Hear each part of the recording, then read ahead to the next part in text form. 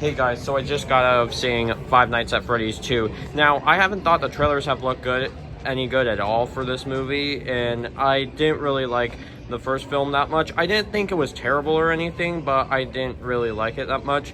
I mean, this movie looked like it was most likely going to be scarier than the first movie, and it is, just to tell you that, first of all. The trailers just still did not appeal to me at all, so then the reviews came out, like the Rotten Tomatoes score, and it was horrible. Like, the last time I checked, I believe it was holding like a 12 or 14%. Like, the critics absolutely hate this movie.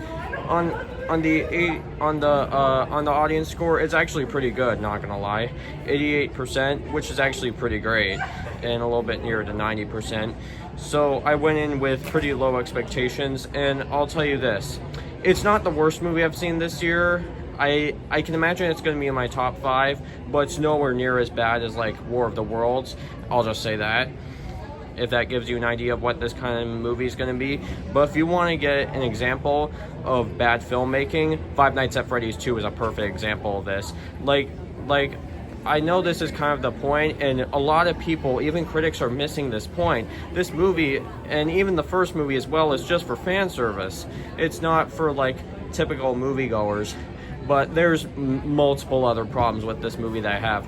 First off, the emotional connection in this movie is pretty much terrible. Like you're supposed to feel bad for what all the 3 characters have been through, and also they make a bunch of decisions and say stuff like, "Why did you say that?"